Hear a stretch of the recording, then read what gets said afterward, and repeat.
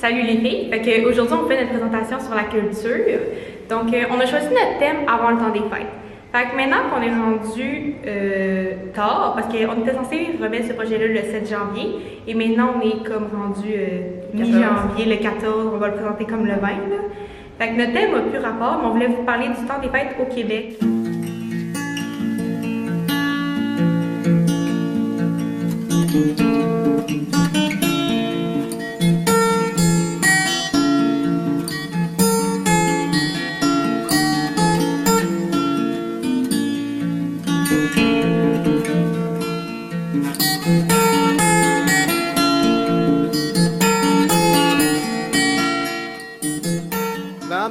On est en 2010, on est en train de préparer le sapin, toute la famille. Nancy, bonjour. Léane, bonjour. Ben, dis bonjour, regarde-moi. Bonjour. Wow. Puis Amélie, bonjour. Bon. Fait que, joyeux Noël!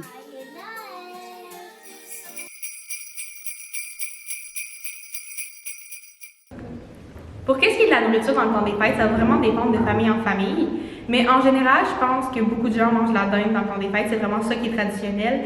Sinon, il va y avoir une farce qui va accompagner tout ça. Il va y avoir des patates pilées, je pense, pour certaines personnes, ou je me trompe. Ouais, je pense que c'est comme ça les gens. De la sauce au canneberge, et plusieurs choses comme ça. Puis, une autre des choses qu'on retrouve souvent, c'est le pâté à la viande et la tourtière. Mais ça, je pense, c'est un des plus gros débats dans le temps des fêtes au Québec. C'est vraiment quelque chose que les gens ne s'entendent pas. Quand on parle d'un pâté à la viande, c'est vraiment une tarte avec de la viande dedans. Il n'y a rien d'autre, c'est vraiment juste ça. Pas de patates, pas de... Peu importe ce que vous voulez mettre, il n'y a vraiment rien d'autre que ça. Mais quand on parle de la tourtière, c'est là que la vraie définition du pâté du Lac-Saint-Jean vient. C'est vraiment de la viande de forêt, si vous voulez, des patates, des carottes, plein de choses que vous pouvez mettre dedans. C'est vraiment un gros mélange de n'importe quoi si vous voulez pendant le temps des fêtes. Fait que la nourriture va vraiment être variée, puis le dessert par excellence pendant le temps des fêtes, c'est vraiment la bûche que tout le monde mange. Ça en est devenu une religion de manger une bûche le soir de Noël.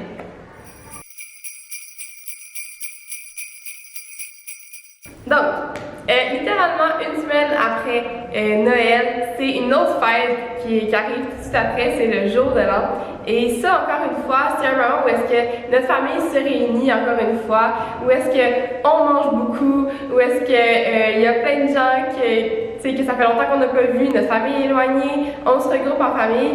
Et c'est un peu comme Noël, mais au Québec, je pense que le jour de l'an est encore plus festif que Noël. Et par la suite, il y a aussi la musique qui est vraiment très propre au jour de l'an au Québec. Dans le fond, c'est la musique folklorique qui date d'il y a quand même très très longtemps. Mais c'est fou à quel point cette musique-là, elle perdure à travers le temps et à quel point tout le monde connaît les refrains, tout le monde connaît la chanson et tout le monde va se mettre à danser et à chanter si on part une musique comme ça durant le temps du jour de l'an. Et ça, je pense que c'est quelque chose qui est vraiment propre à la culture québécoise, qui nous distingue des autres cultures. Fait que, ouais, c'est ça. Ça fait le tour pas mal de la fête du jour de l'an. Mais il reste encore un élément qui est vraiment important au Québec qui se nomme le bye-bye. Et ça, c'est une des plus grosses émissions, je pense, de l'année, qui est le plus écoutée. Je pense que tous les Québécois, pratiquement, sont rivés devant leur écran le jour du bye-bye. On écoute ça en famille et c'est fou de voir à quel point on se réjouit de rire des erreurs qu'on a faites pendant l'année, de qu'est-ce qui s'est passé. On parodie des musiques, on parodie des événements. Et ben ça, je pense que c'est encore une fois propre à notre culture québécoise. Noël au Québec, je pense qu'il faut dire que ça commence véritablement en novembre, quand toutes les personnes commencent à écouter les chansons de Noël qui passent à la radio en faisant leur sapin de Noël, qui est une des plus grandes emblèmes de Noël au Québec. Aussi, il faut dire que Noël, c'est vraiment une fête rassembleur, donc toute la famille s'est réunie le 24 décembre pour aller voir la messe de minuit, même si la majorité de la population ne pratique même plus, ne sait pas du tout, n'est aucunement croyant, ne va jamais à la messe de l'année, sauf à Noël, qui véritablement se passe à 8 heures, il faut se le dire. Pour ensuite retourner à la maison, écouter des bons vieux films de Noël qu'on retrouve à tous les postes, toutes les sortes de films qu'on veut, du plus quétaine au plus triste. Dans les beaux pyjamas, tout assorti. Ben, le choix est pas très difficile. À chaque fois que tu ouvres la télévision, soit à Télé-Québec, Radio-Canada, VTL ou whatever, il y a tout le temps un film de Beethoven qui passe. Beethoven. Tu niaises?